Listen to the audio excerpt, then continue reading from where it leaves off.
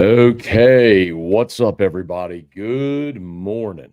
Welcome to a Sunday game day edition of Morning Scone, presented by Brock, Baton Rouge Orthopedic Clinic, Parish Construction and Roofing, parishbuilt.com. Unique Physique, uniquephysique.com. Restored Motions, restoredmotions.com. All of our great partners are linked in the description, and I will make sure that they are all tagged on Facebook as well. I don't want to spill this coffee. Okay, y'all. It's a game day. Great day in Vegas yesterday. Watched a whole bunch of football. We can react and recap opening day of college football with a lot of good games, good results. By the way, I guess even every now and again, like when I'd play golf with my grandfather, he would say when I'd make a good shot, even a blind squirrel finds a nut. And I guess with Scone being the only person on the 104.5 ESPN Baton Rouge staff to go 5-0 in our picks yesterday, our staff picks, I guess that's just blind squirrel finding a nut. Only member of the staff to pick Notre Dame to beat Texas A&M. Hester and I were the only ones that picked Miami over Florida. You want to get a whoop for getting that one right? No, because that's not Teddy B.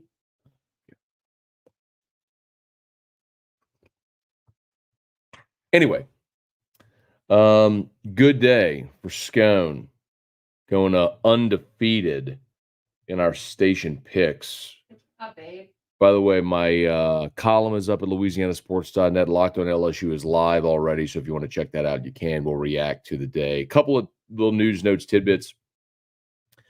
Team landed in Vegas. The LSU team, of course, landed in Vegas at 5:30 local time on Saturday. So it's 7:30 Central back in Baton Rouge. You can just tell Brian Kelly was determined to get this team as far away from Las Vegas as possible and keep them as far away from any type of distraction for as long as possible. So they landed here 5:30 local time yesterday. So they landed at 5:30, went to the hotel, dinner, team meetings, all that stuff. They got a lot of time to kill today because it's 8 a.m. here. And the game's at 4:30. So you got 8.5 hours today. So there's no games to watch in your room or anything like that. So a little bit of a challenge today to make sure the guys are not just totally cooped up, but also avoiding potential distractions in Vegas. So I know Brian Kelly. You know what? Hang on. Let me see if they're going to go to a walkthrough at the stadium this morning. 1 second. Is the team doing a walkthrough at the stadium this morning? Question mark. Because Brian Kelly will do that on game days. They'll go.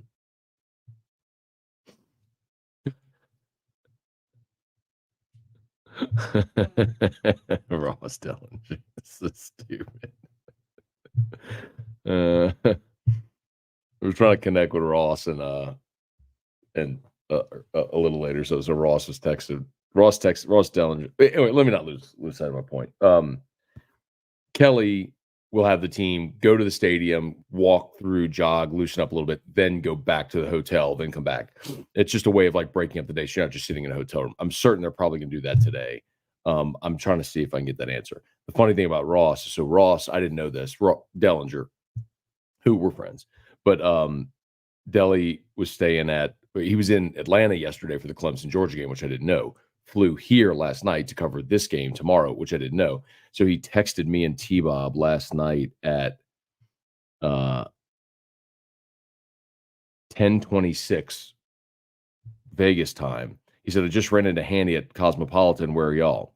And I was like, I replied to him at 10:40. I said, bro, how didn't you tell me how are you here? You didn't tell me. I was looking to go have a whiskey at the Aria High Limit Lounge, and I had no taker, so now I'm going to bed. He replied an hour later and said, I landed at 9, didn't think I'd have the energy to go out after covering the Atlanta game and then flying, but I made it out to play some blackjack. I was like, all right. Anyway, so this morning, T-Bob, who T-Bob, by the way, apparently went to the pool at his hotel and then passed out at 6 o'clock. No joke. Well, he said I got Vegas, and I was like, I'm glad you by getting Vegas, that meant you went to bed early instead of like being face down in a ditch. You're stuck on the roof at Caesars or something like that. Yeah. You should have come. He would have had so much He would have had fun.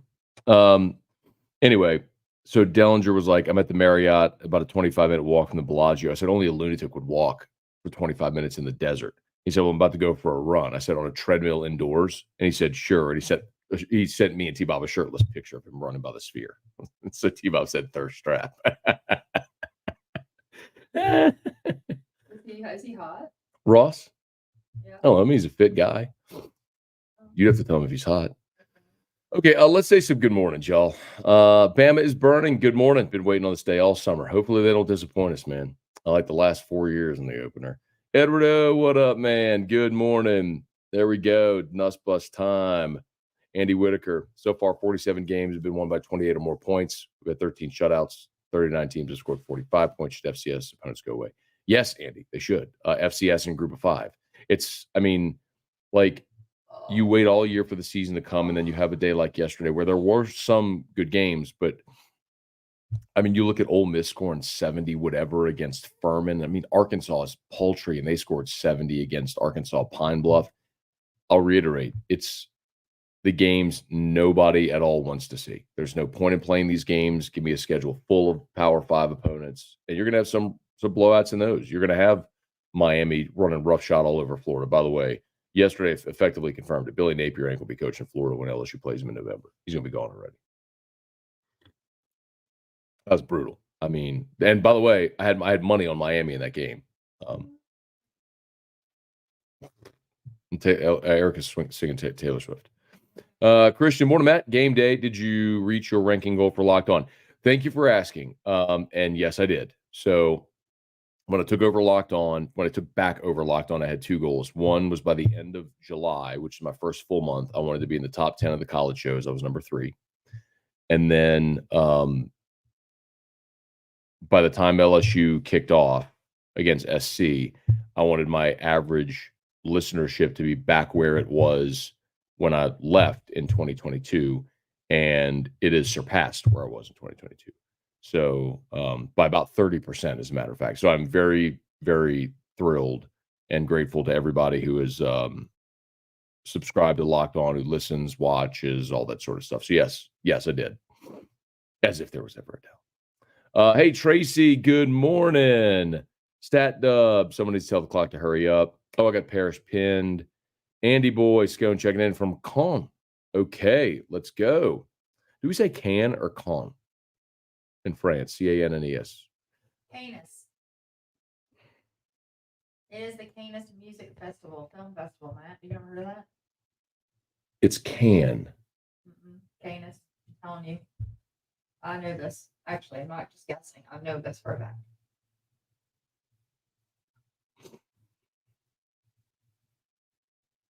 Looking up Scone's mattress impaled on a statue outside his hotel room. Some guys just can't handle Vegas.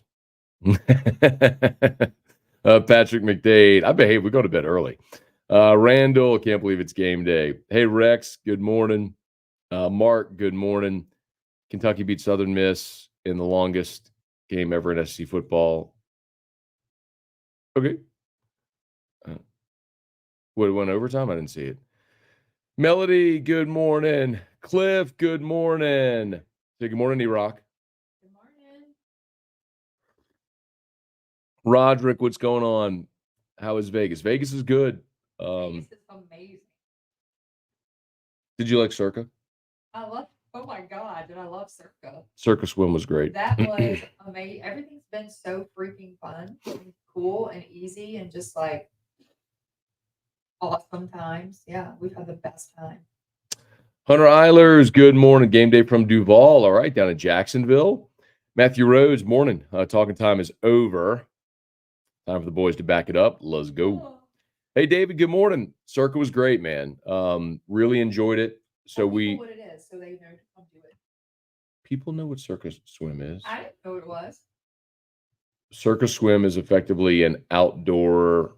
It's like a pool. It's like a Vegas pool party setup, but it's a sports book. So they have a giant, like 40-yard screen with games being shown. So you can watch every game, and they have, the casino down by the pool as well. And we had a cabana. Actually, we ended up in a cabana right next to Eddie Kennison. So that was really cool. Good to see Eddie and a lot of his friends, family. Ben did the soldier boy with me. I did the soldier boy. I cranked that with some guy with him. It was so fun. Erica's enjoying Vegas. She cranked that soldier boy with Eddie Kennison's friend, apparently. Yeah. I didn't see that. Nice. They're great. My God, they're the nicest people. I'm like, you look so familiar. Your name is so familiar to me. How do I know you? Eddie? Yeah. Like, he's a receiver. He's a receiver at LSU, played in the NFL. Yeah. And comes on my radio show. She's like, that's good. Like, let me meet all your I am so proud of you. Oh, that's amazing. Friends are fun. Jacob, good morning. Still worried about Nuss, his ability on ball security. Not the biggest Nuss fan, but I'm rooting for him to prove me wrong. Show me how much he's improved. Jesus, Jacob. I'm going to throw a wet blanket on the morning, Jacob. My cat died. Jesus. Bradley, good morning. Strong side, good morning. Guy Brooks, good morning. Matt and E-Rock, ready for LSU football. Let's go. Goose Sports, is summer over? Randall, it's still hot. That's true. Daniel, what do you say, Matt? Good morning. Good morning, Daniel.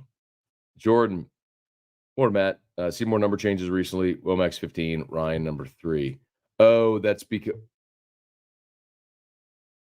Wait, that can't be right. Hang on. Well, I mean, so Greg Penn, who was 30 and switched to 3.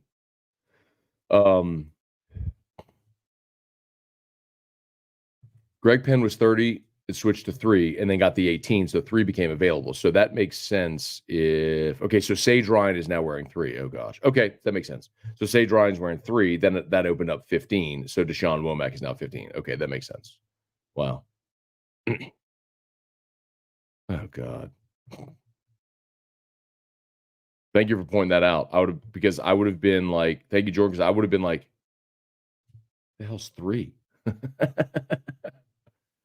All right. Stoned Muso. How about it? Let's go. Kirk Taylor, what up, man? Michael Castello, it's Christmas Day. Tigers get to play in A&M, did A&M normal things. Your boy did have that's not nightcap. Whoops. That one. Your boy did have Notre Dame winning that one. It was the only one. Actually bet real money on it too. Best game. Took Notre Dame on the money line. And by the way, I had tipped Lee Sterling. If you were listening to AFR on Thursday, Lee Sterling said wrong team favored, pick Notre Dame. I rolled with him. How about this? Carl the Cat, game day and my 58th birthday. Time to break the streak. Carl the Cat, happy birthday, man. You don't look a day over 57 and a half, Carl. Cheers. Happy birthday. And I'm saying, Carl the Cat don't look 58 years old, man. Carl, you look good for 58, man. I would have never guessed you're 58. Happy birthday, man. Hope it's a great one. Go Tigers. Hey, Abner, good morning. Bring back a win from Vegas. We hope to, man. Whew. Mycelium Mystic. Morning, almost go time. Donovan, Texas 8-4 is alive and well. Daniel, it's a family affair out there in Vegas for y'all. Well, Erica came on this trip. So Erica came. We also traveled with some friends. So I'm actually not sitting in the press box. I'm going to sit in the stands with Erica. And then, but I got to leave at the end of the third quarter, which stinks because I have to get back to Mandalay Bay for whiskey and wine. So T-Bob and I will start as soon as the game goes final. And here's hoping they cooperate and we have a good night tonight. Daniel, I heard an Erica bird. What? I think it's when you kind of like cackled earlier. Whoop. E-Rock slacking on the whoops. Kelly Gross, good morning. Kirk, how's Vegas? E-Rock looks like she's having how's Vegas? E-Rock look like she's having a blast. It is amazing. We're having the best time. So much fun. Love it. Tracy, Nuss has to make good decisions for LSU to win. Tracy, I agree with that. I think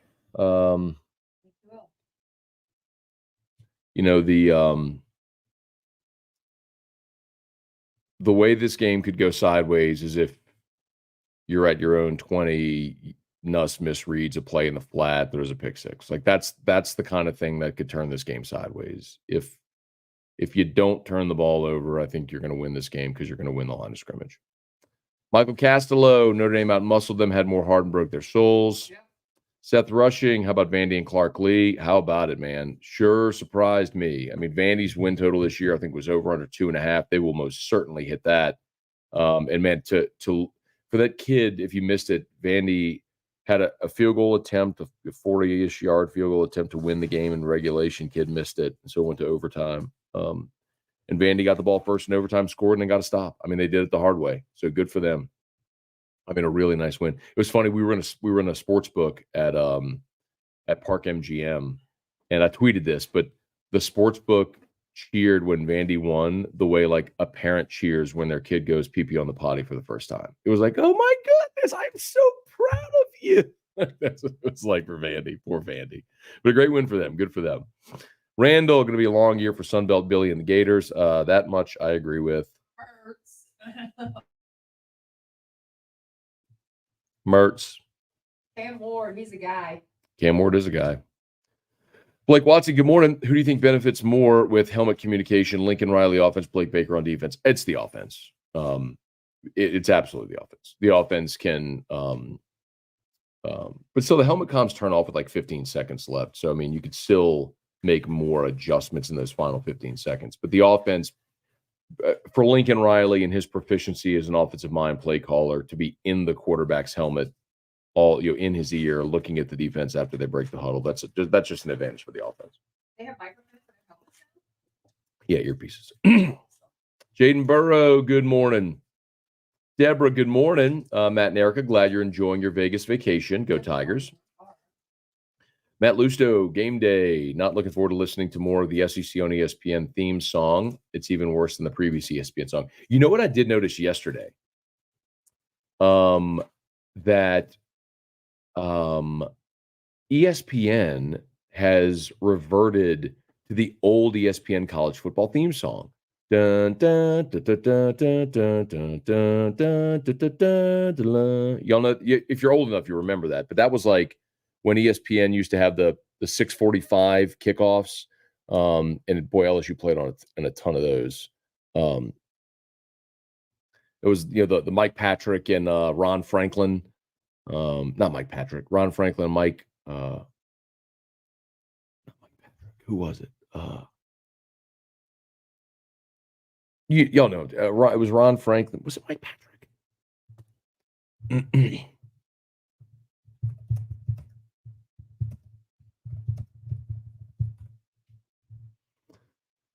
Mike Gottfried.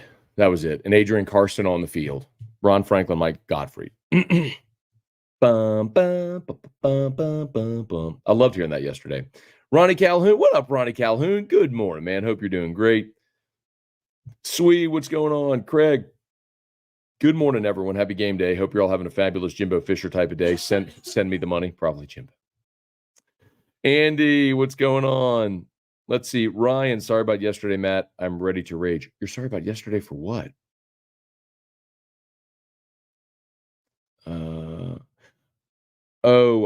Because you said the A word. That's okay. It's okay, Ryan. And you're an adult, huh? I know he typed it on Morning Scone. I know. I think that's what he's talking about. G McGee Z, yo. Brennan Huff, calling Baton Rouge on repeat this morning. Kurt, y'all found T-Bob on top of the roof. No. So T-Bob and Hester were supposed to come to Circus Swim with us yesterday. We had spots for them and everything. And we had the thing reserved from 5 to 11. Well, I texted him at 5 because we got there at 5 to get in when it started. And I text him like, hey, here's how you get in, blah, blah, blah, whatever. So you kind of get like the thumbs up from Hester, nothing from T-Bob. About an hour or so later, Hester calls me. He's like, and I missed his call, so I called him back, and we wound up texting. And he's like, I can't find T-Bob. I'm like, oh God. Apparently, T-Bob was with some people, had his phone in his fanny pack, left his fanny pack and disappeared, and so didn't have his phone. and then nobody could find him. So they ended up not coming. Obviously, we'll find out this morning that T-Bob fell asleep at 6:00. He went out to the pool. Apparently, he said he got Vegas and then fell asleep. So, but I'm glad he did. I would rather him fall asleep at 6:00 than him who knows what T-Bob could get into in Las Vegas. At the time, you're so weird. Daniel, my HDMI cable's killing me. I have a 48-inch curved screen monitor. This SOB keeps losing signal based on a $15 cable. Ooh, that sucks. Trey Fisher. Fishy fish. Woo! Love you, fish. Woo! Brian Penn, good morning from Belvedere, Illinois. Game day. B. Lorkey. Seen the LSU billboards all over Vegas. Curious if there are USC ones too. I haven't seen any USC ones. Quite honestly, though, the only billboards I've really noticed driving around when we've Ubered here or there is like attorneys and funny lawyers. I mean, I guess they're everywhere, Isaiah Dowry, chance of Pimpton scoring a touchdown. Yeah. Chance of who? Kamorian Pimpton, tight end. I think. Pimpton. He's up who?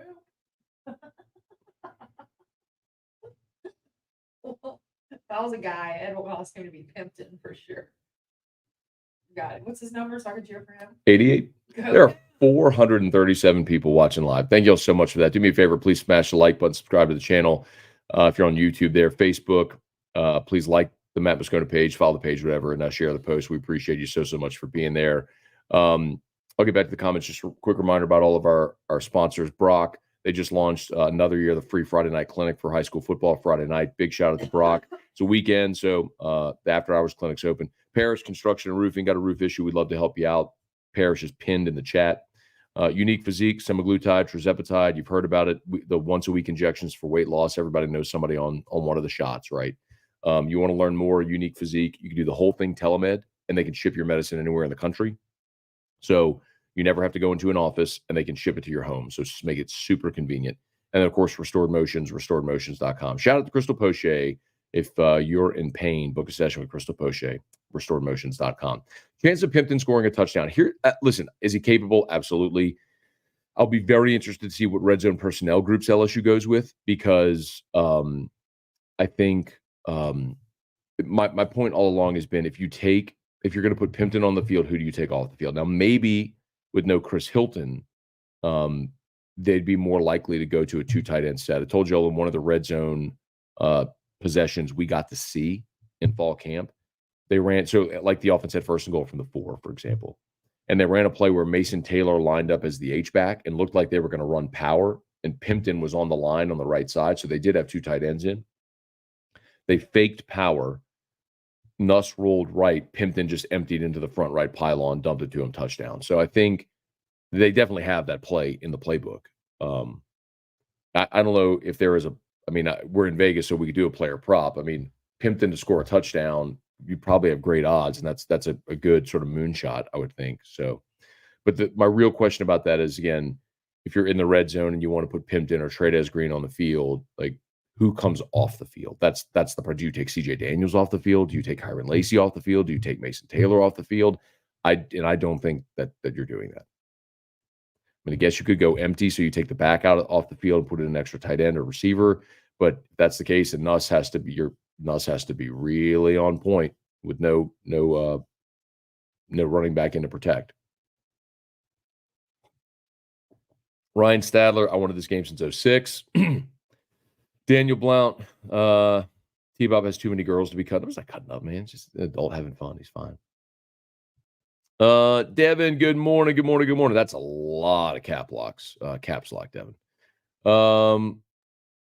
The Mayo 3411. Good morning. Nice shirt. Thank you, man. Yeah, this is Roback. Roback does a good job. I mentioned before, I have no allegiance to an apparel company.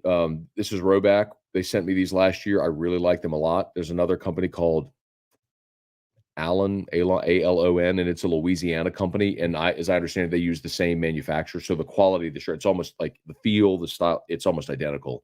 And they have a really cool design with the cannons. Like, it's called the Old War School. So it's purple and gold and the cannons cross. Anyway, check it, A-L-O-N. This is Roback. Again, I have no allegiance. I tell you, the only allegiance I have is to 929 Misfits, which is a merch store we started at Guarantee. So I'm going to post 929 Misfits. Y'all have seen my Nuss Bus shirt. There's the FUSC shirt. There's a cool 66 shirt with the star on Monroe on the outline of Louisiana. Wait, I think I have that. Hang on, I'll show you. Here it is. Cool Tay shirt. There's the Will Campbell, I guess, the 66 one. Anyway, yes, there is a Karma is a Tiger for those Swifties out there, designed by Erica. And Danae Neal. And Danae Neal. Shout out. I can't take credit. She did it. She did it. She did the idea. I did the art. Got it. Josh Neal, what's going on? Christopher, good morning. Good morning. Murder Giraffe. Happy Giraffe. You can't murder people on game day. To be murdered on the field. That's right. Because I get ruthless when it comes to football. Ronnie Duga, the GOAT. Good morning, Matt and E-Rock. Good morning. Austin Kidder, morning. A lot of purple and gold on Fremont Street last night. Pumped for the game. Kevin left BR at 2 a.m. to catch a direct flight to Houston. Oh, my God. He left before the game? Why would he leave? Oh, man. That's Kevin is Austin's brother. Rob, yesterday sucked. Most of the team should be ashamed of themselves.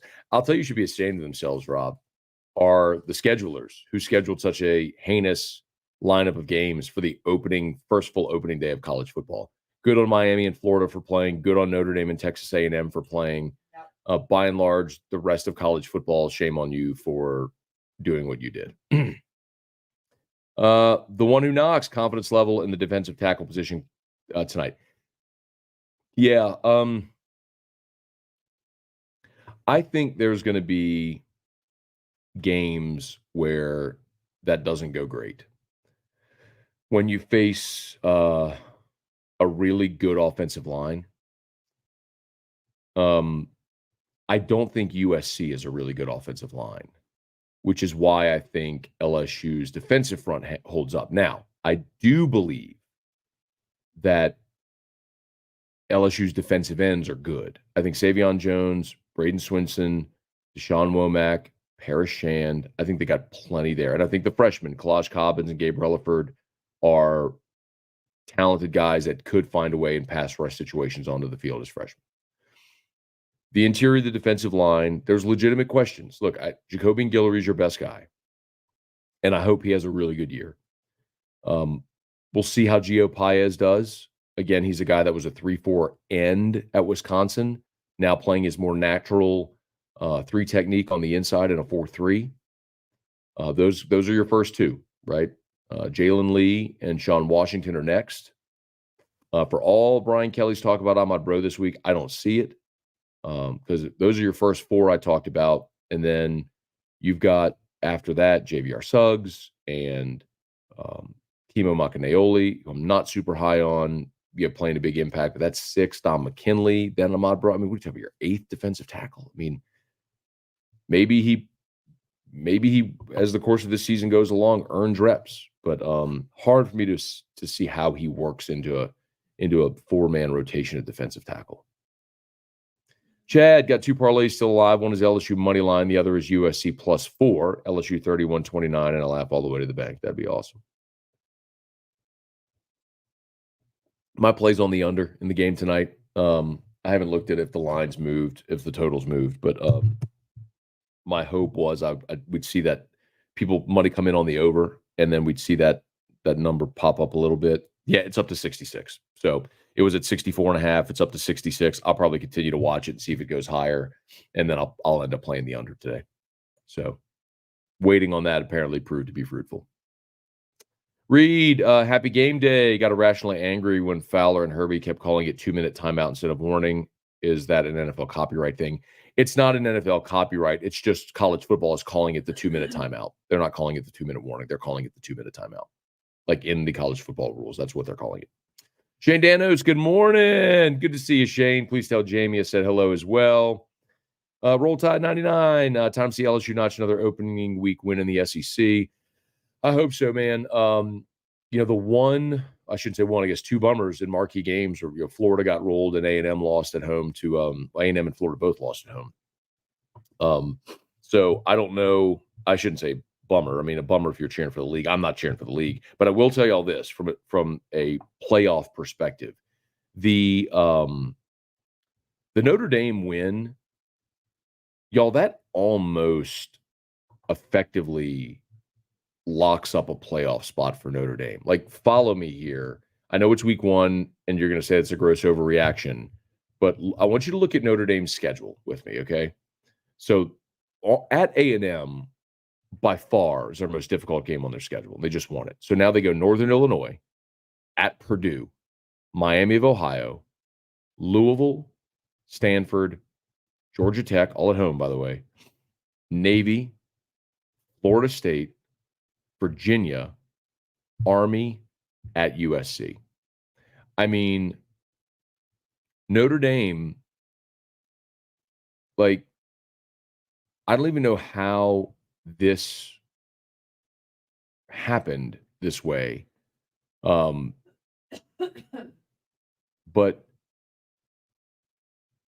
if I'm like Georgia Tech, Navy, and Army are all at neutral sites. So their only true road games are the one they just won against A&M. They go to Purdue in 2 weeks, and then they finish the season at SC. That's their only true road games. So, I mean,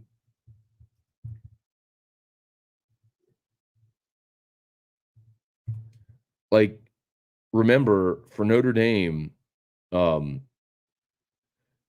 they can't win their conference, so they have to be in at-large. Like, Notre Dame could go 12-0. The best, the highest they could be seeded, not ranked, seeded in the playoff would be 5th, because the top 4 seeds are the top 4 conference champions. So, so for Notre Dame, they've got to, like, 2-loss Notre Dame would maybe put them in jeopardy of a playoff. But again, they play Georgia Tech at Mercedes-Benz Stadium. They play Navy at MetLife Stadium. They get Florida State at home, Virginia at home. They play Army at Yankee Stadium. And then they have to go to Southern Cal. My point is, y'all, like, Notre Dame yesterday, for all intents and purposes, probably, like, locked up a playoff spot. I hate to say it that way. I mean, that sounds so ridiculous after 1 week. I mean, and yes, they could have an injury and the wheels could fall off, but their defense is that good. And where are they challenged? Like, they're going to be favored in literally every game they play. So even if they drop 2 somewhere along the way, 10-2 probably gets Notre Dame in with the win at A&M. Let's talk about their offense for a second. They made the plays to get the points. They made the plays to get the points. 543 watching. God bless. Thank you all so much for being here. YouTube, please smash the like button, subscribe to the channel. I'm 25 minutes behind on comments. Brent, good morning, Brent. I drank a bacon-infused bourbon old-fashioned last night. It was very good. Love that. That's awesome. Hey, let me go to the bottom and kind of work my way up because I'm about 30 minutes behind on comments. Andy, if Notre Dame loses 2 games of that schedule, they have no business being anywhere near the playoff. I'm with you, Andy. It's going to depend on what the 2 losses are and what the rest of college football looks like, but Notre Dame is probably going to get the benefit of the doubt. A&M will go 7-5.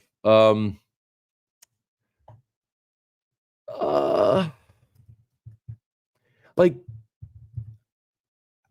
I think we have to remember, like, Notre Dame defensively, if you haven't paid attention, like, their defense is legit. I mean, they've got NFL players at every level of their defense. That is a very, very good defense that A&M struggled with yesterday. Now, as good as that defense is, Connor Wegman throwing for 100 yards, 3.3 yards per reception, no touchdowns, 2 interceptions. That's atrocious. Like, for a home game and a guy that's a projected first-round talent, that's atrocious.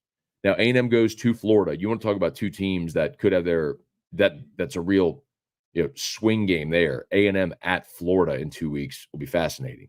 They get Bowling Green. They play Arkansas at the neutral site. They get Missouri at home, which will be a tough game. They go to Mississippi State. They get LSU in Baton Rouge. LSU in College Station. The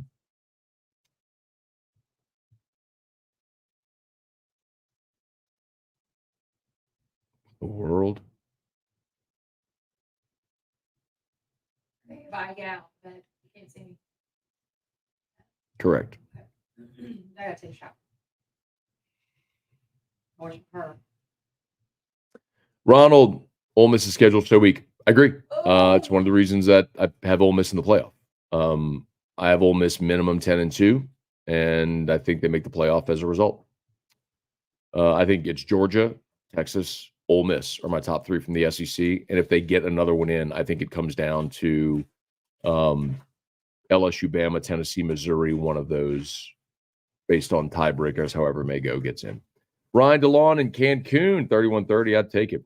Gulf South, I read 11 SEC teams scored 50 points and 5 teams won by 60. It's not just the SEC. Gulf South, like college football schedulers should be ashamed of what we saw this past weekend. That is why we need schedule reform, schedule uniformity, so that way we can do away with these ridiculous games that nobody wants to see that are nothing but garbage collective paycheck games. I mean, who wants to see that?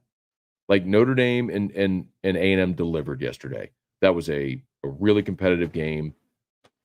And it was, Erica, watch out. Oh my God. I just saw your arm. Oh my God. I just saw your arm. Move the camera a little bit. I'm walking. Okay. Where am I?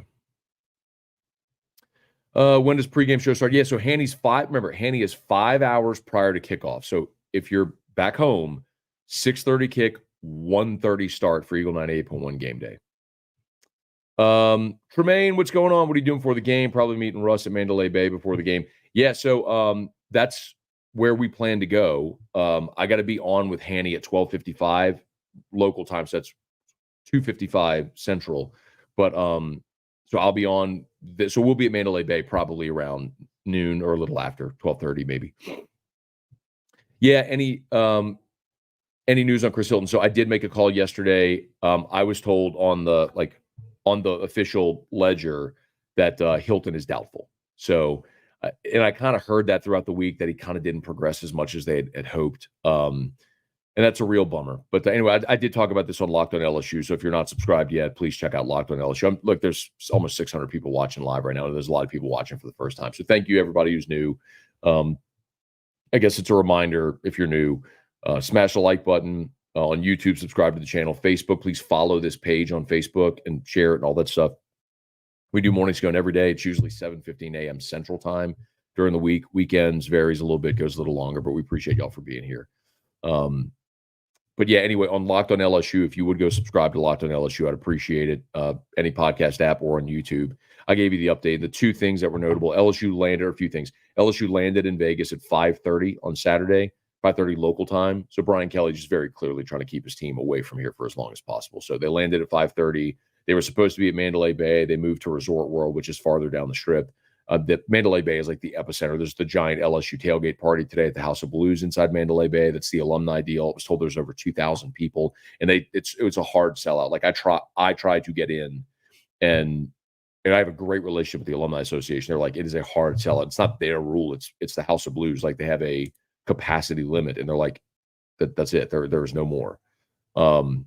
So Brian Kelly was like trying to get LSU, the team, far, far away from that. So. Anyway, talked about all this on Locked on LSU. Chris Hilton, I think, is doubtful for today. What was the other tidbit I had?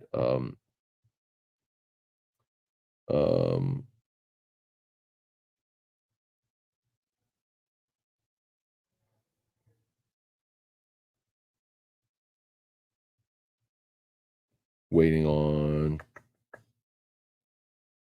Don't have it yet. Russ Mitchell just texted me, said, talk about Vandy. Man.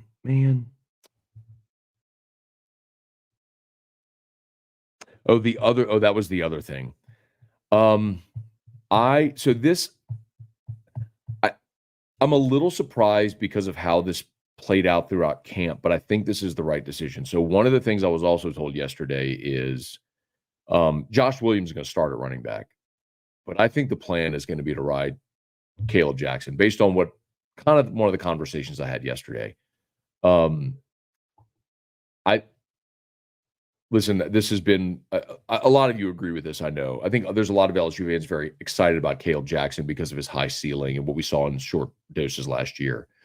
But Josh Williams wearing the 18, he's been a guy that they've really leaned on so far in fall camp. And I've been very, very vocal that I think LSU is going to try to run the football. I know Will Campbell said it, but I've said it for a while. Like, I think they are going to try to run the football, shorten the clock, shorten the game, run the clock, play keep away from that USC offense. I just assumed, because Brian Kelly's talked about it so much, that Josh Williams is going to be that guy. Conversation had yesterday. Josh Williams is going to start. I think Caleb Jackson is ultimately going to be the guy that leads LSU in rushing attempts today. So just something worth keeping an eye on. This could be the opportunity for a little bit of a breakout on a big stage for Caleb Jackson.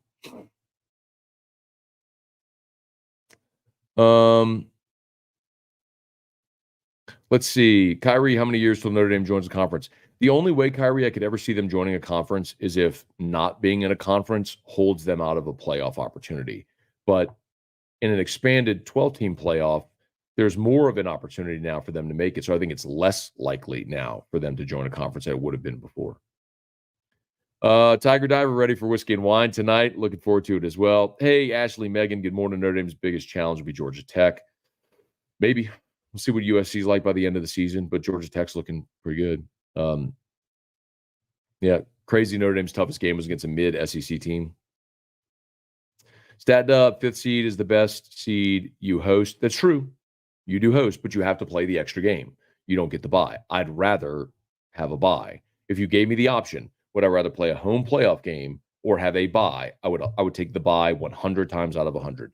Make someone else go play an extra game. So now the disappointing thing, I guess, is if you are one of those top 4 seeds because you won your league, that means you're also playing in the conference championship game. So you're playing that extra game. Anyway, so, but I would rather have to have somebody else go play a game while I have a bye. It was great seeing A&M lose and lag and egg offensively after spending $78 million to fire their coach. Tiger Diver, what's going on? Cloud Zach, Notre Dame is going to coast into the playoffs, leave an SEC team out, then get crushed. I don't know that Notre Dame is going to get crushed, Zach. I mean, Notre Dame's defense is legitimately good. I'm not saying that A&M's offense is any great shakes, but one of the things I've talked about with A&M, and I believe, is like you can't lose half your roster and assume you're not going to miss a beat. It's the same thing with Alabama. You can't lose Evan Stewart and 3 starters on your offensive line and just assume you're just gonna roll. Like, when you have that much turnover, it's gonna be a challenge. It's like we've talked about with LSU offensively. I don't think anybody expects LSU's offense is going to be what it was a year ago. Realistically, like, we're all anticipating the offense taking a step back. It's just a matter of, okay, if you're not going to be the number 1 offense, or can you be top 10, top 15? Like, where do you fall? Right? I mean, that's a realistic approach. Kirk, if you got to schedule that's off, you shouldn't be in the playoff. Rules are rules, man. Until there's uniformity, it's just how it's going to go. No, Notre Dame does not have 10 home games, but they have a bunch of neutral site games. Like, they play 3 neutral site games and 3 true road games. Like, they're playing Georgia Tech in Atlanta, but they're playing at Mercedes-Benz Stadium. They're playing Army at Yankee Stadium. They're playing Navy at MetLife Stadium. So not true road games. Mark, is the whole point of a 2-minute timeout warning to add more commercial time? No. I actually like it a lot. I mean, the NFL, quite honestly, just has sequencing of a game down to a science. And I think the point of that, obviously, is to inject more offense into the game in end game scenarios. And I like that, especially with the new rules where you are running the clock now outside of 2 minutes after first downs and when a guy goes out of bounds. Like, college football has effectively adopted the NFL model. And I think mostly what that's doing is affecting pace and tempo of the game, almost like the pitch clock in baseball. So I'm very good with the new clock rules. And the reason for decades, that college football stopped the clock after a first down and when you went out of bounds is because you had a very run-centric game where you had split back veer and you had the wishbone and you had the triple option, and you needed to find a way to inject more offense into the game. Otherwise, you just have a running clock the entire time. So I liked that. Hang on one second.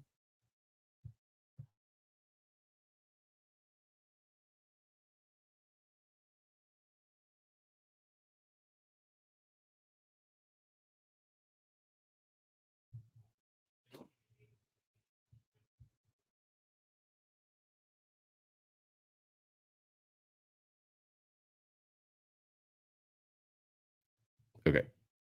Sorry. Ronnie, thought you didn't bet on LSU. Maybe I'm wrong. I never do. But I'm in Vegas, so I'll probably throw a little bit on the under.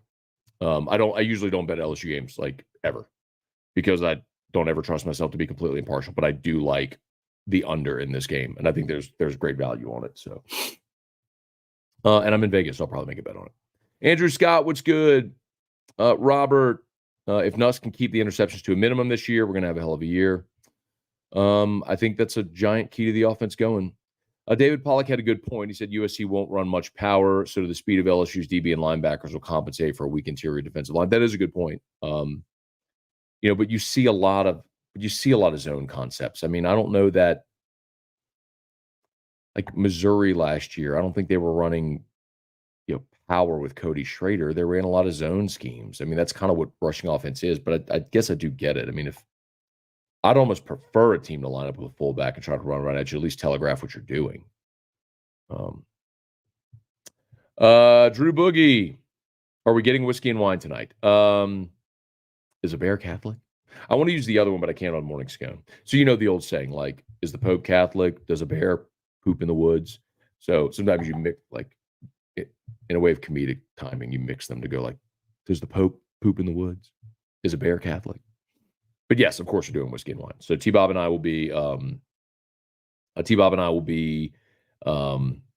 live as soon as the game goes final. So I'll have to leave Allegiant Stadium probably at the end of the third quarter, which is a little bit of a bummer.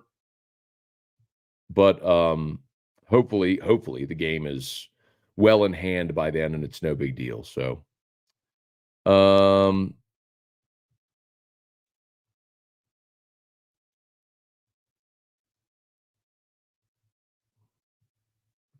Wendell Norman ordered my Nussbus shirt from 99 Misfits yesterday. Thank you. I'll drop that link in here again for those that would like to purchase it. I'll tell you what. So I think for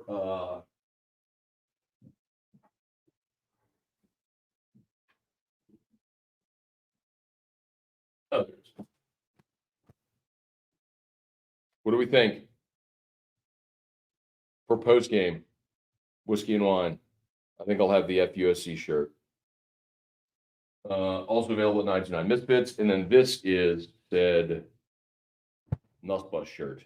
So if you're interested in the Nussbus shirt, the FUSC shirt, plenty of the other designs, 929misfits.com. I'll go ahead and paste the 929 Misfits link. There you go. I just posted the 99 Misfits link. If anyone is interested in those shirts, some great designs, check them out. Love the FUSC shirt. Let's see what's up. Good morning, TMB. Let's see, Mark S. Why about Russ? I think Russ is going to join. I think Russ is. Here's the thing. So Russ Mitchell's here. I think he's going to join us for whiskey and wine for at least part of it. I don't think he's planning on leaving the game, so he may join like 30 minutes in or whatever he can get over to Mandalay Bay. But I think we will have Russ join us for a part of whiskey and wine at least. Herberto, why they say LSU has the best offensive line? They almost lose their last game to unranked Wisconsin. They also scored 42 points in that game. I mean, I don't know if it was 35-31.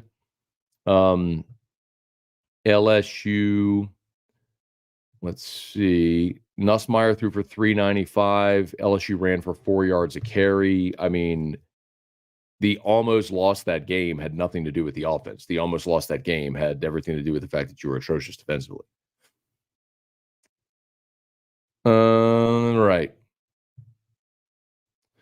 As for the game tonight, I'd be surprised if the defense came out to be dominant. I don't think they're going to be dominant. I don't think anybody thinks LSU's defense is going to be dominant. I mean, I think it's funny how there's some general anxiety today now that it's game day and it's here. We've talked about it for so long, but like, let's not lose sight of the thing we've talked about now for months and months and months and months, which is nobody's expecting LSU's defense to be dominant.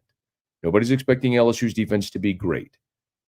We're expecting or hoping LSU's defense to be improved and to be good enough to complement what should be an above average offense. So if your offense is top 20, top 15 in the country, let's say your offense averages 35, 38 a game.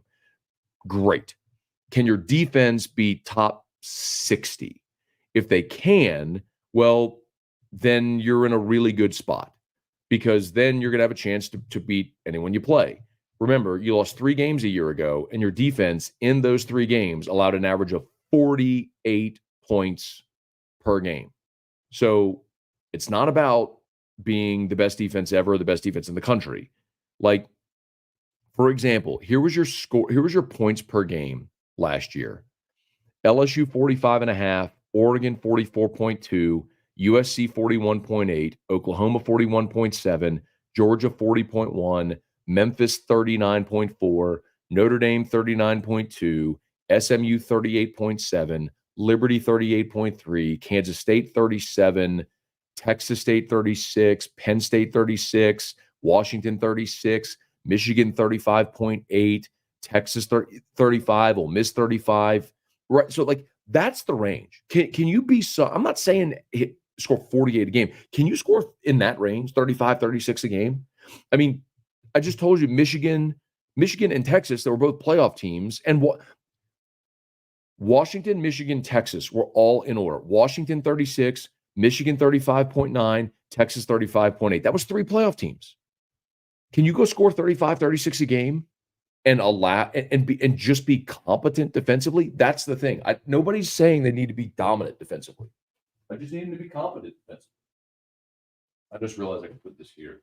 It would be like a backdrop for the show. There we go. Like that. There we go. It's a good backdrop for the show. Okay. Please smash the like. Look at this, 643 people watching. You can tell it's football season, man. It's game day. Of course, we'll have morning Scone tomorrow for post-game as well, so we'll look forward to seeing y'all here tomorrow as well. Please smash the like button if you would. Subscribe to the channel. As always, shout out to Brock. Remember, it's a Sunday, so after-hours clinic, if you need an orthopedist, is open, brortho.com. Parish Construction and Roofing, parishbuilt.com. We'd love to help you all out if you need a roof. Commercial, residential, parishbuilt.com, parishbuilt.com. I got Parish pinned in the chat on both YouTube and Facebook. Unique Physique and Restored Motions. Unique Physique, everyone's heard about the weight loss shot, one of the shots. Semaglutide, tirzepatide. If you'd love to learn more, they can do the whole thing over telemed, so you never have to go into the office. They can ship your medicine anywhere in the country. So even if you're outside of Baton Rouge, you can use Unique Physique. And, well, it's September now. All throughout August, there were 50% off your first month, but it's September, so I don't know what the new September special is, but I'm sure there is one. So Unique Physique, uniquephysique.com, and, of course, Restored Motions and restoredmotions.com. Should have put the NUS bus over your left shoulder. Where could I put it, though? I guess I could put it on the... Well, I guess I could go like this. Hang on. You can see it. Do that. Can you see it? No, not really, huh?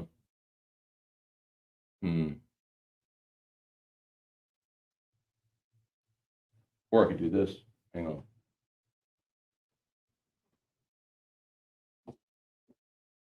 USC there, and I could do NUS bus there. How about that? How about that? What if I do that? Does that work? There we go. FUSC and the NUS bus side by side. Can't really see the NUS bus one is good there.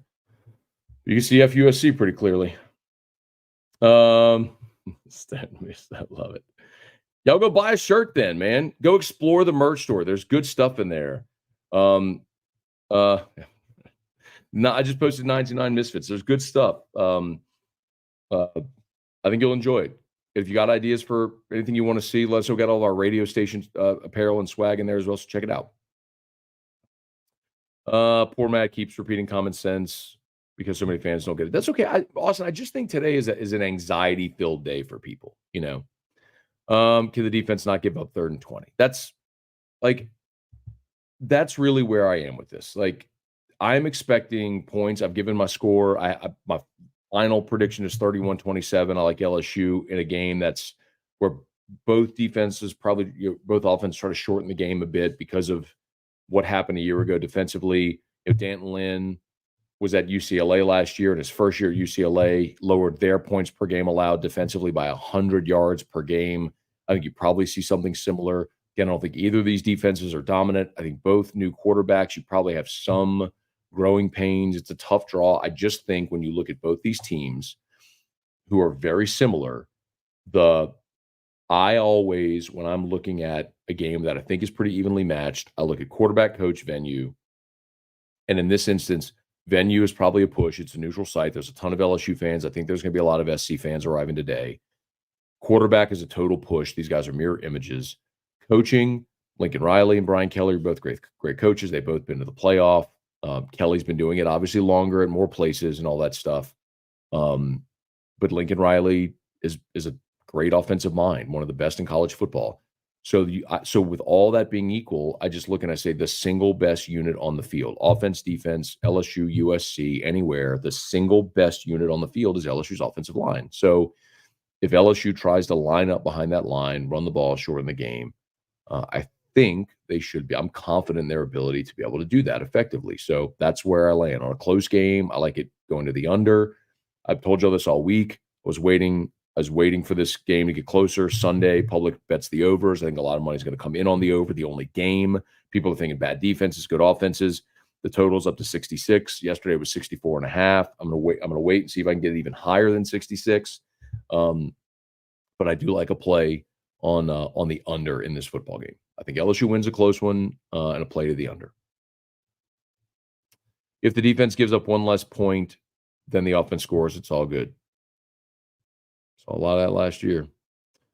Antron, good morning. Love the new studio. Happy it's game day. Tell the family good morning. I will. Good morning, Antron. Hope you have a good one. Let's see. Really worried if USC lines up 4 wide, we see Burns in coverage. I don't think that's what they're going to do. If they go, I'll just tell you what we've seen, man. When they go nickel and dime, we've seen Jair Brown as the nickel. So I think in a base package, you probably see Jair Brown on the field. So Jair Brown's the Ohio State transfer. Only started one game in his time at Ohio State, but he's a pretty athletic guy, and he's the nickel. So he wears number 17. So if they go to a 5th defensive back, look, I think Sage Ryan, Ashton Stamps are going to start at corner. Jordan Gilbert, Jordan Allen are probably going to be your starting safeties. I think when you rotate Jordan Allen out, Kylan Jackson is next up. After Burns, Toviano, and 24, Juwan Johnson, we see them at the star position. But, whenever you go nickel and dime, I think you're next up. Nickel has been Jair Brown. If you go dime to a 6th defensive back, I think the next guy up there would be PJ Woodland. So I don't think you're going to see Major Burns turning and running in coverage. Now, if SC and Lincoln Riley can scheme that, good on him. But I also think playing that star position, you're probably more likely to see Major Burns cover a tight end or a back out of the backfield and not try to run with a receiver, which is a massive disadvantage. That's why you kind of have this hybrid role, hybrid position that Blake Baker uses. Tracy, LSU's D just needs to not be horrible. I mean, yeah. That Brian, the bar is the ground. I mean, it is. You were the worst ever. Just be better. TMB, the bus is shining and ready to roll. Andy, for 99 Misfits, does some of the money go to the players? No, and none of the players are mentioned in the shirts. So, we're very conscious and aware of that. Now, I would gladly do an NIL deal with any of the players. If they wanted to wear one of the shirts, and that's why, nobody's names are used. if there's no LSU marks, anything like that. But I would gladly do a deal with any of those guys. Like if Garrett Nussmeier wanted to wear Nussbus and post about it, I'd gladly split revenue with him. Any of that stuff.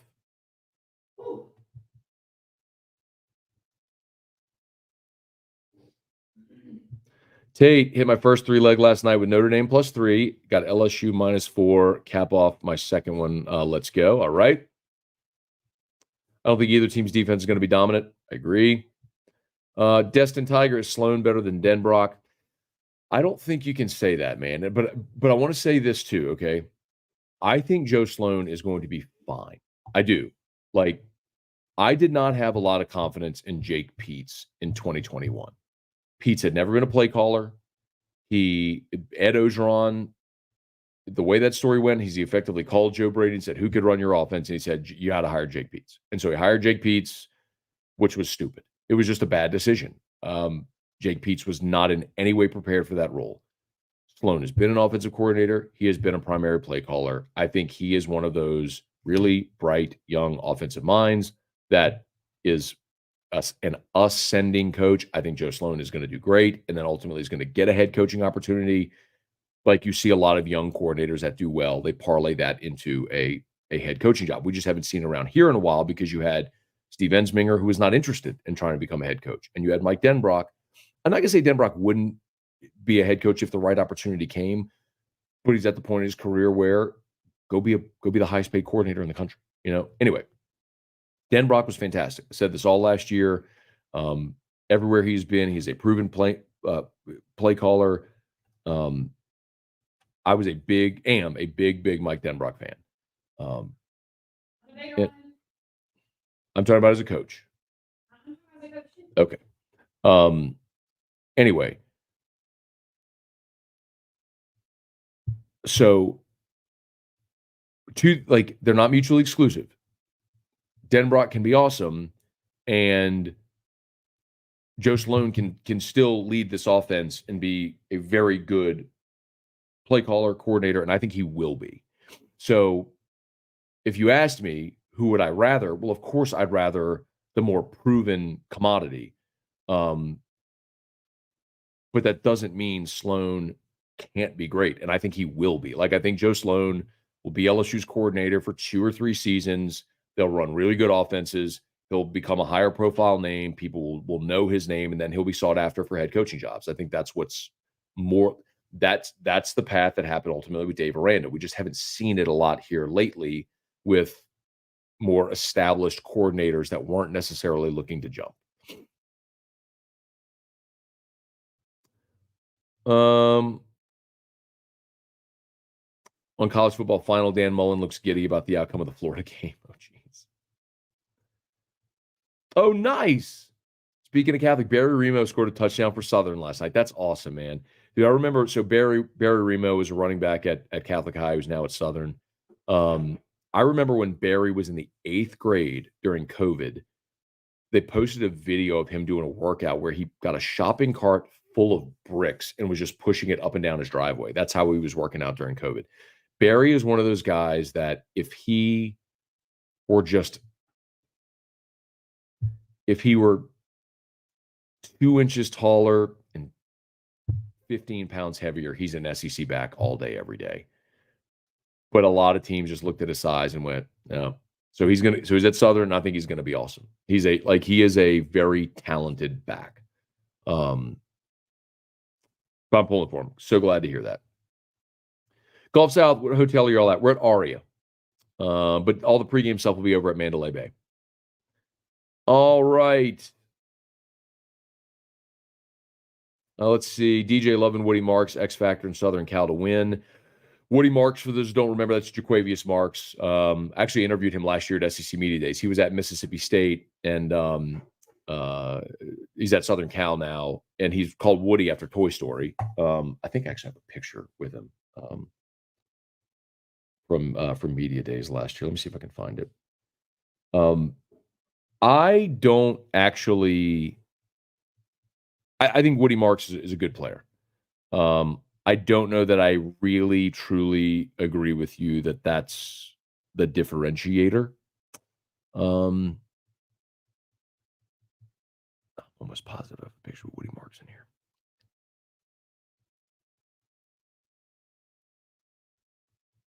Yep.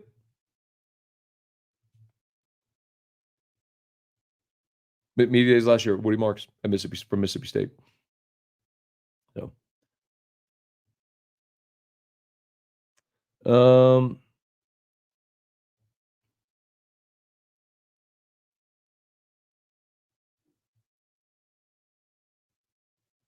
okay.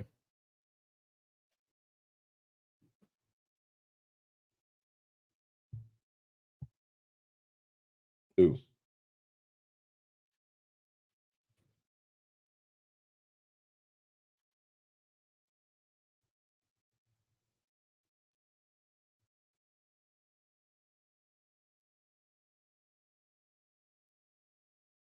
Sorry, y'all. This is Jason Ramazan. Hey, Erica. Yeah. Text Keith and Denane and see if they're not riding the bus to the game with. Okay. Wow. She's getting the bus text though about riding, but she's not. Okay. Well, Jason just asked me. Yeah, I wonder if That's they fine. put them on the wrong bus. They weren't on the airport bus thing. Oh. I bet you they got on the. Oh, maybe so. That's what the next up. Yep. Okay. Yeah, no, but they're not riding. Tell them. Rusty Abear, did you give your prediction for the game? I did, Rusty. I have it on the Locked on LSU podcast and also at LouisianaSports.net. Y'all, let me do this as well if you don't mind. I know I'm plugging a lot of stuff, and I don't mean to be like super pitchy, but I know there's a lot of people watching right now on a game day who haven't watched. If you haven't seen LouisianaSports.net, please check it out. I just went and posted the link into the chat. So LouisianaSports.net. Give me 20 seconds. At 104.5 ESPN Baton Rouge and Guarantee, 15 years ago, we tried to do radio, the audio space the right way. 7 years ago, we moved into the video space. Now we're moving into the print, the written word space, and it's LouisianaSports.net. Totally free, no paywalls, no subscriptions, no freemium model ever. Everything we do will always be free. Hunt Palmer, me, a lot of contributors doing LSU. We got Ross Jackson doing Saints. We got Chris Marler doing our social media stuff and SEC, formerly of Saturday Down South. So very proud of it. It's totally free. LouisianaSports.net. Great opportunity to check it out if you haven't yet. My column for this game is up at LouisianaSports.net if you want to check it out. Hunt Palmer just did a game by game. Oh my God. Ricky Pearsall was shot. I'm just reading this at LouisianaSports.net. Ricky Pearsall was a receiver. I interviewed Ricky Pearsall last year, media days. Started Arizona State, went to Florida. He was drafted by the 49ers. Ricky Pearsall shot in a robbery. Oh my God. Is he alive? I'm trying to read the story. Oh my goodness. Wow. And I hope he's all right. Golly.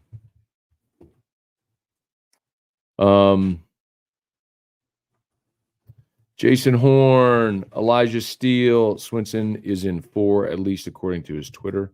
Oh, Braden Swinson changed his number too.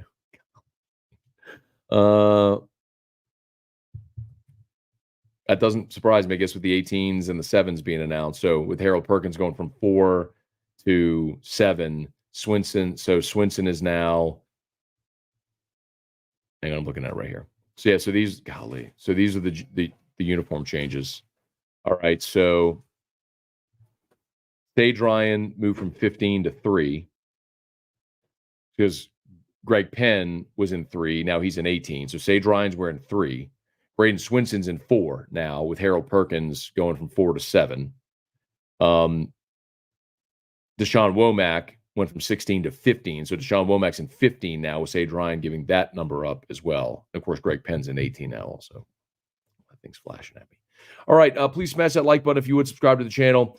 Facebook, please like the page, share the post. Juan, what's good, man? At Mandalay Bay. Oh, Juan asked what time coverage. So remember, y'all, always 5 hours prior to kickoff. Just remember that. Any game day, always 5 hours prior to kickoff. The lone exception is when they play at 11 a.m., they do 4 hours prior to kickoff and add an hour post game. But anyway, 5 hours prior to kickoff. So 4 4:30 local time here in Vegas, 11:30 Eagle 98.1 game day. So that's 6:30 Central, 1:30 Central start time for Eagle 98.1 game day. I keep looking at the clock. It's only 9 o'clock in the morning here. Like I've been showered, coffee, dressed. Like it feels like it's noon. Kyrie, let's see. Florida is so cheeks. You should check on the A&M Locked On guy. The A&M Locked On guy, what Kyrie's referring to, I did a panel on Locked On a few weeks back, and the A&M Locked On A&M guy on this panel said A&M was being slept on, and I'm like, they were 7-5 a year ago, fired their coach, lost 40 players off their roster, and they're ranked 20th in the preseason. Like, they're actually ranked in the preseason despite all that. Like, that's tremendous respect that they don't quite honestly deserve. Nobody's sleeping on Texas A&M. Anyway, Drew Boogie, San Francisco seems like a nice place. Okay. Stable condition. They're talking about Ricky Pearsall. In an attempted robbery in San Francisco. Mayor London Breed's office confirmed Pearsall sustained a bullet wound to the chest. Oh, my God. Stable condition.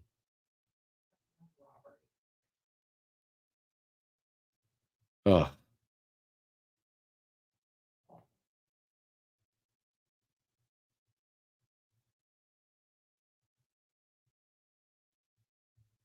Oh, my God. Bro, I talked to Ricky Pearsall last year, too, at Media Days. How old is he? 21, 22. Oh, he's like a baby. Yeah, I mean, he was just drafted. Like,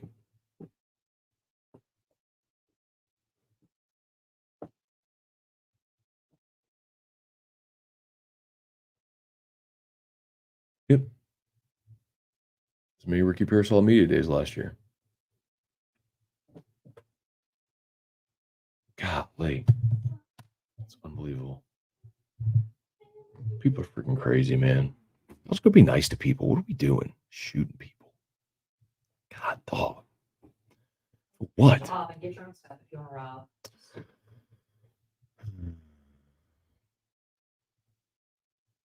Outfit is fitting. Outfitting. Someone tried to steal his Rolex. God, just give it to him. Yeah, really. My mood for the entire month of September rests on this game. Oh. Zay, if we hit Branch, the game is ours easily. So, yeah, I mean, the other part of it that I don't probably even spend enough time talking about is special teams. I've tried to talk special teams. For whatever it's worth, y'all, I mean, file this away, and I did include this also in the Locked On LSU episode for today. But SC does return their kicker, who was not very good last year. I'm going to give you the exact stats. So last year, whoops, there it is. So last year, so Dennis Lynch is back. He was 65 of 66 on PATs, but field goals, he was 10 of 14. Here you go. He was 2 of 3 between 20 and 29 yards, 5 of 8 between 30 and 39. He made all of his kicks 40 and beyond. He was 2 of 2, 40 to 49, made one 50-yarder. But he was 5 of 8 from 30 to 39, and he missed one inside of 30 as well. So it's interesting that when he attempted the longer kicks, he made them. His misses came inside of 40. So file that away. Does Hayes Fawcett still live in Louisiana? I think so, but I can check on Hayes. For those who don't know, Hayes is the guy that does all the graphics for all the commits.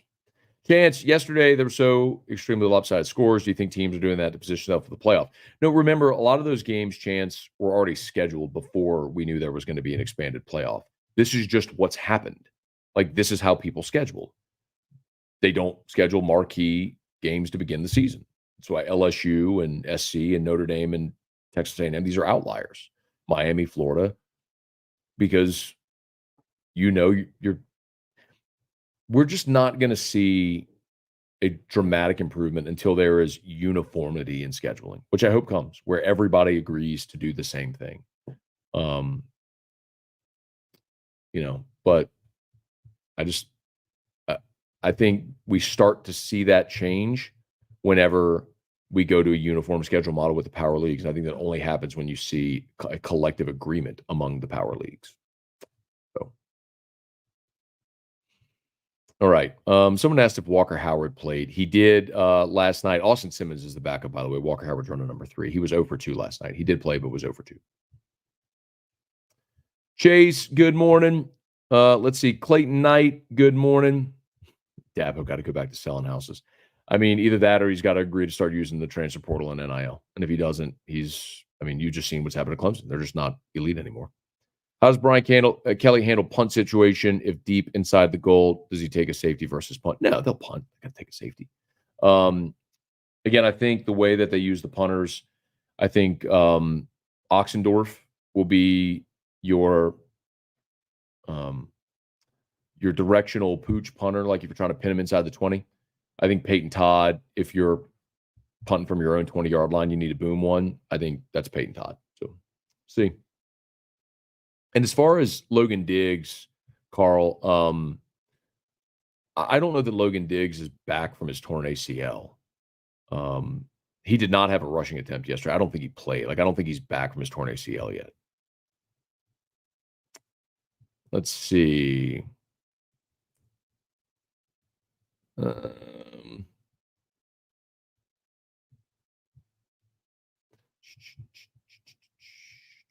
I doing?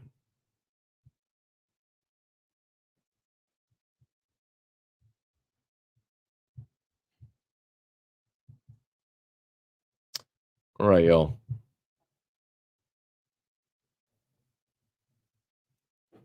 No Saints and Matt. Looking forward to meeting you at Whiskey and Wine maybe next week. Come on, man. We're in Vegas today, but next week we'll be at Don Juan. Gulf South Walker Howard transfer almost seemed like a bad decision on his part. Look, I mean, it really depends on what inspired the decision.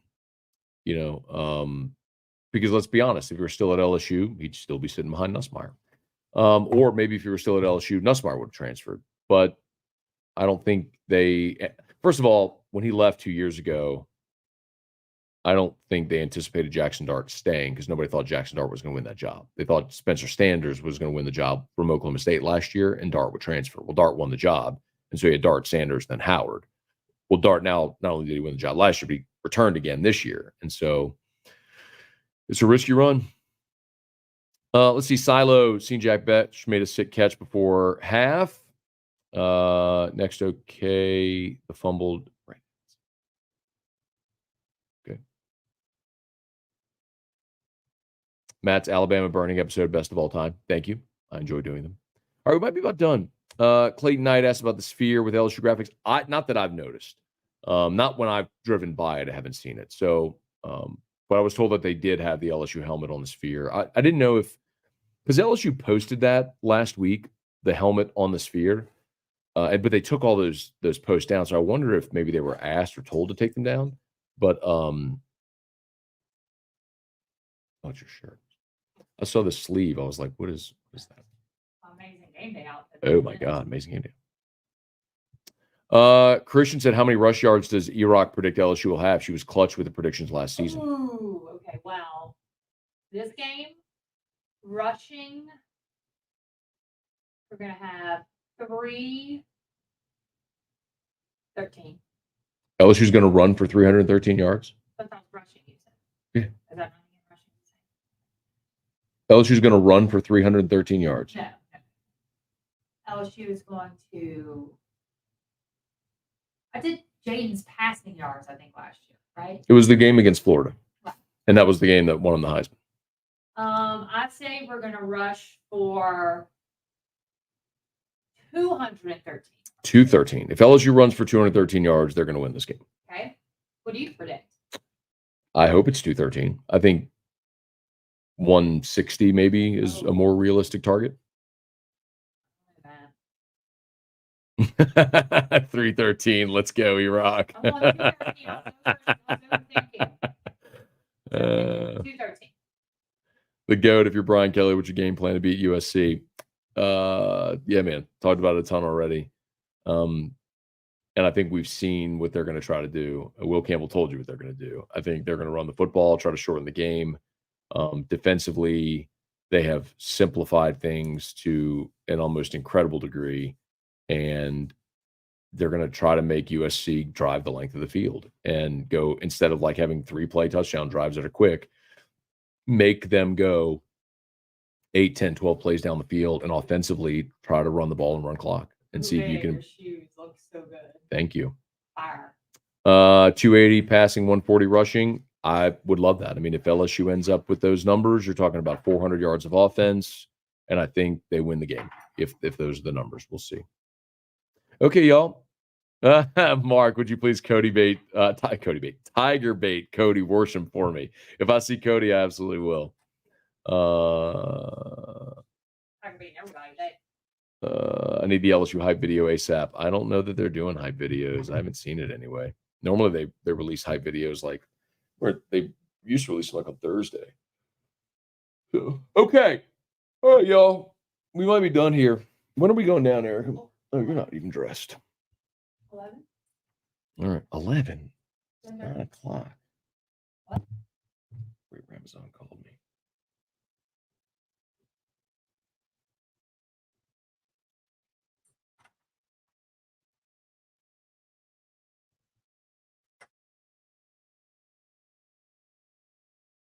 Okay. Yeah, if y'all want to do me a favor real quick, do me this. I'm going to put this out on Twitter as well, but please do me this favor. Real quick, as I'm just curious, there's 627 people watching, and thank you for that. Please smash the like button on YouTube, subscribe to the channel, all that stuff. Please do me a favor, just drop your score prediction. I'll tell you why I did this. I've done this the last 2 years against Florida State as well, because I'm gonna put this on Twitter also, because it gives me a good perspective on where I think if there's a consensus on what LSU fans feel about this game. So do me a favor, just take a quick second, just drop your score prediction, because last year we saw a lot of one-sided LSU scores. All right. 34, 24, 28, 27, 37, 13, 42, 28, 31, 16, 42, 28, 38, 35, 34, 28, 38, 31, 31, 21 for me. 31, 20. I would love 31, 21. God, that Feel it. Feel it in my blood. 45, 38 USC. If it gets that high score, and I wouldn't doubt it if USC wins, if they score 45. If USC scores 45, I think they do win the game. 52, 48. Wow. 34, 28. And so Gulf South 38, 24. God, I would love that. 2 touchdown win would be amazing. 30, 24. I'm more in line there. 31, 20. 31, 27 is my score, Wayne, by the way. 37, 31. Okay.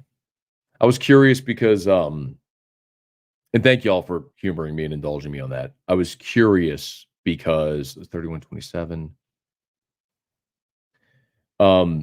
Because the last 2 years, the reason I asked y'all to do that is the last 2 years, Andy said this is very biased. Yes, of course it is. They're LSU, but I don't care. That's fine. It helps me gauge where expectation is. In the last 2 years, when I did this, there was a very not only were LSU fans picking LSU, but last year LSU fans were picking LSU to win big. There was just not a lot of respect for Florida State, and Florida State ended up being a really good team. And I last year, I can't remember what my score was for last year's game. I can look it up. I'm not hiding from it. I just genuinely don't remember what I picked. I picked LSU to win, but I believed I picked LSU to win the national championship last year. I thought they would make it was kind of like that 4-year cycle thing we've seen every 4 years at LSU. And I firmly believed the offense was going to be awesome. And I thought just about what I've talked about. Mettenberger second year as a starter, Burrow second year as a starter. You saw this ascent. I thought that would happen for Jaden. I didn't think he'd have statistically one of the greatest seasons ever, but I thought the offense would be awesome. I never dreamed the defense would be as bad as they were. So that's where I missed. But last year, the Florida State scores that people picked were so one-sided for LSU.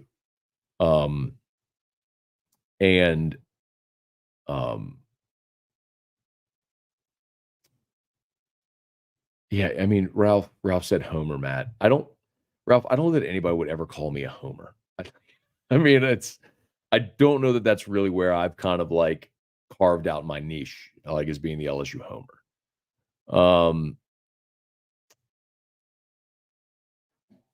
And it's easy to look back in hindsight now, knowing what we know about the defense, but coming off of 2022, where you hit on all those guys in the portal and you're thinking, okay, well, you're even more talented now. Another year of Matt House. I mean, 2022 defensively was solid. They weren't great, but they were solid. And remember, you're getting Mason Smith back, and Mekhi Wingo was back, and then remember there was a lot of reason to believe last year as far as the narrative and the talking points, and clearly the defense just unraveled. So, I'll be curious. Thank you for all that. I was curious to see where many of you were falling. So most of it, they're double-digit win LSU wins, but there was a little bit of a variety there. That's my point, Andy. So Andy said, look, 2023 could have won the national championship with the 2022 defense. Exactly. If they would have just been on par in 23 defensively with what they were at 22, they would have gone to the playoff. So we've talked about it a ton. Now we get to find out. That's true, Austin. If anything, Matt's an anti-homer who battles overly confident LSU fans. I do. And a lot of people don't like me for that.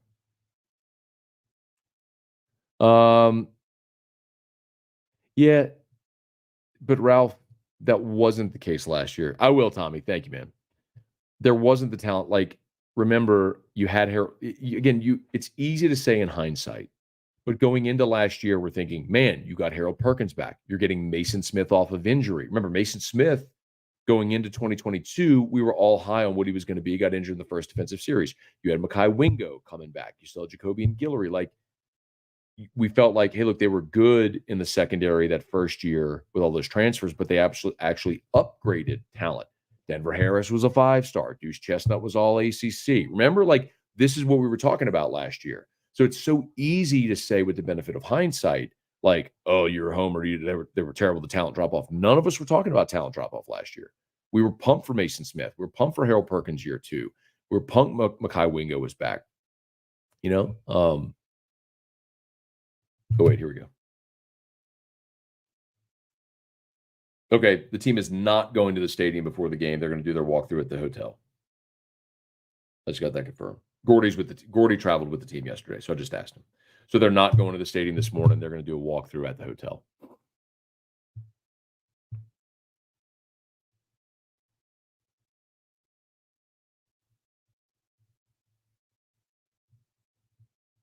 Okay.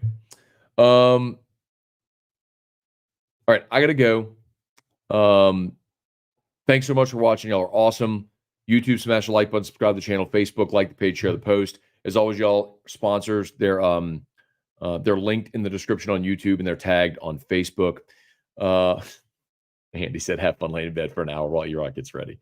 No, I'm going to go downstairs and go find something to do. I'll go to the sports book, drink a beer, or something like that. So, I mean, it's 9:30 in the morning here, but I don't care. I'm ready. It's game day. Okay.